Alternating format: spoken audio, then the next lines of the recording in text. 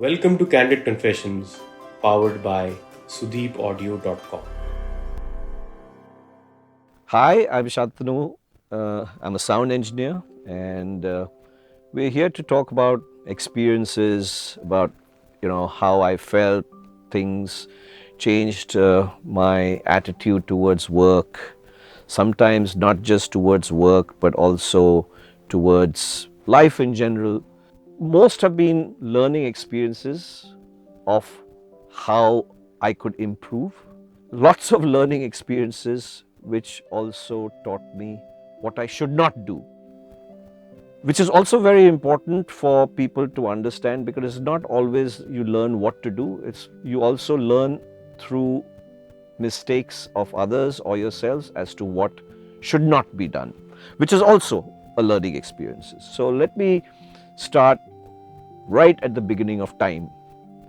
And I remember it was a group of friends, all of us used to hang out together.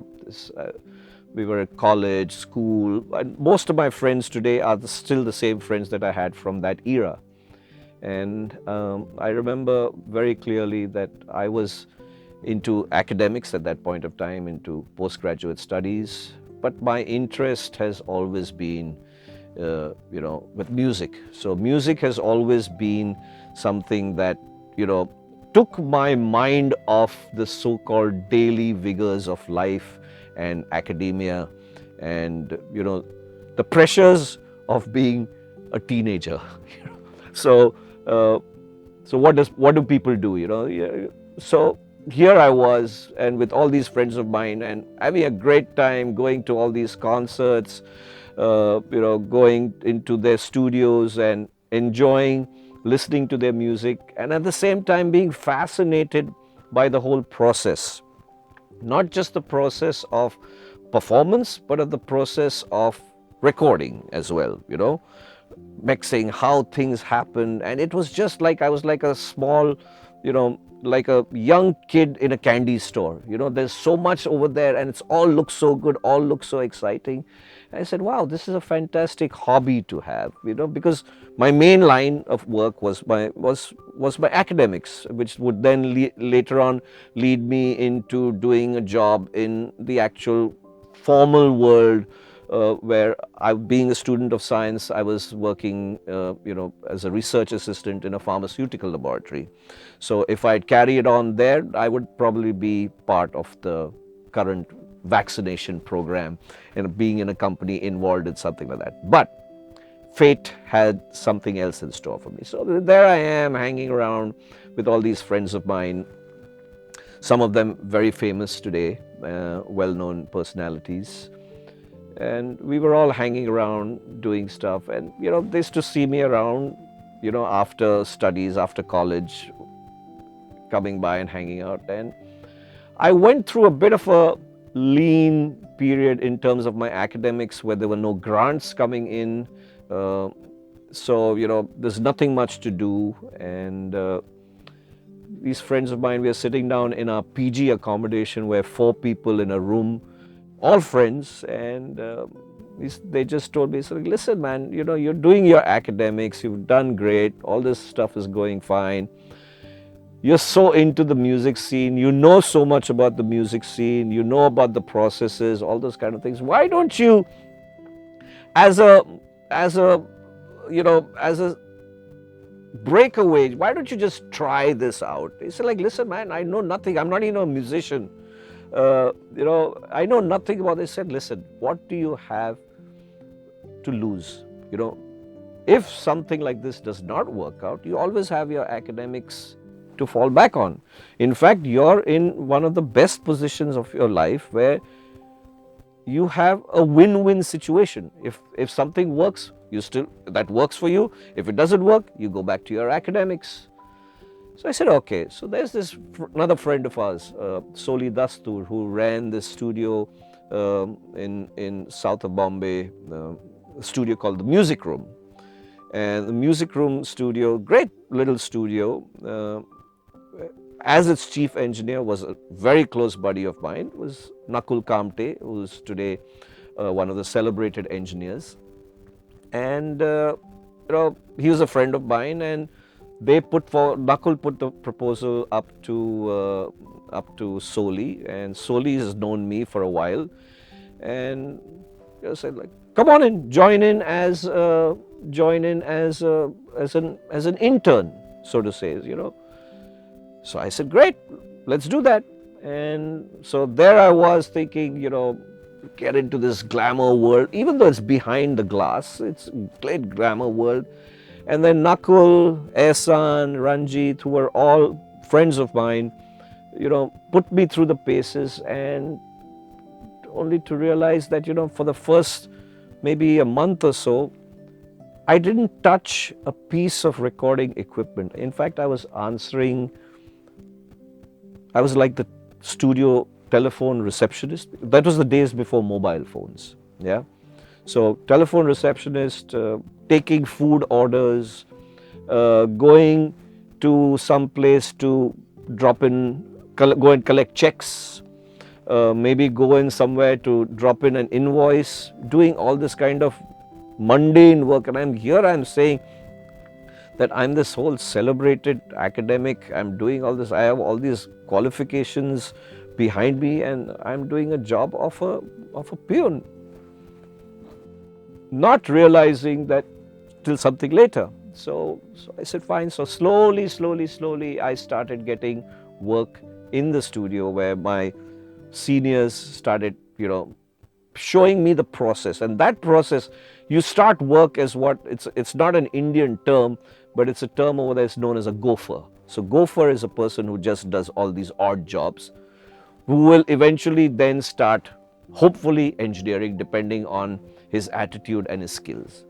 So slowly, over a period of time, I started doing more and more work within the studio, and not doing the work which I started off, which was being a telephone operator. Slowly, I then became the assistant engineer, and over a period, and when I say slowly, I mean it took time. You didn't become a full-fledged engineer in 1 month's time. Okay, it took time. You had to gain the respect, you had to gain the knowledge, you had to gain the experience to be able to even be called an assistant engineer. And what I learned as an assistant engineer was, you should not be seen and you should not be heard. So how does one not be seen and not be heard in a studio which is 100 square feet? And obviously, physically, it's not meant that way, but you have to be completely out of the way. Don't be in the way of the musician, don't be in the way of the engineer, but at the same time, you should still be assisting. So you have to develop those skills as to how, always in the back seat, but always with your ears and eyes open. Doing all of that teaches you as to how to be respectful and observant without actually getting into anyone's way, and doing your job well. These actually people, their clients start noticing all these kind of things, saying, listen, there's this guy called Shantanu, he's great with what he does, he's not in your way, he's not unnecessarily opening his mouth, talking jibber jabber, unnecessarily to be part of the conversation. He's doing what he's supposed to do as an assistant. When the main engineer is not over there, he is able to take control. Obviously, he doesn't have the experience as the main engineer, but these are the processes that are involved. This had a deep impact on me because I was also impatient, but at the same time, because of my so-called maturity, I started off at not such a young age, I started at a slightly older age, which taught me the patience. And patience in a recording studio is probably your biggest asset that you can have, because the moment you try to speed things up, whether it is professionally or not, things are always going to come in your way which act as speed bumps. So if you pace it out properly, you will end up doing a better job. It might take a little bit longer, but at least you know that job is never going to be repeated because you have not rushed into it. So this whole process took me approximately a year and a half before I gained the confidence of the studio management, I gained a confidence of the clients, I gained the confidence of the musicians and I gained the confidence of my senior engineers, who then started taking a back seat and letting me do jobs on my own. What I learned in all of this is what I don't see what is happening today. Today, everyone wants everything too much, too soon. In those days, we didn't have any kind of recording engineering schools or anything of that sort. Today you do. So the moment they finish, they think they can operate something, or they've got a YouTube video, they think they're engineers, not realizing that it takes a long, long time of hard work, perseverance, patience to be able to get to a particular stage of respect. You might be doing a great job, but you have to gain the respect of the people who you work for, because as an engineer, it's very important to understand you are at the back seat. You are in the rear wing. You are in the passenger seat. You are not. People who are going to get all the credit are the people who you work for.